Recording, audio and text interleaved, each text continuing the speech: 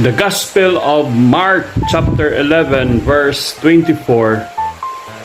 Jesus Christ said, "Therefore I say unto you, whatsoever things you ask for in prayer, believe that you will receive them, and you shall have them."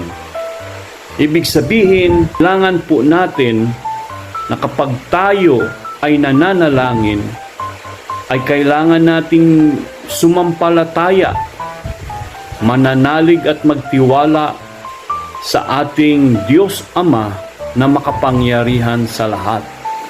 Ang Diyos na nagbibigay ng lahat ng ating kailangan, at ito ay walang imposible para sa Kanya, sapagkat Siya ang Diyos na nagmamahal, ang Diyos na puno ng awa at habag.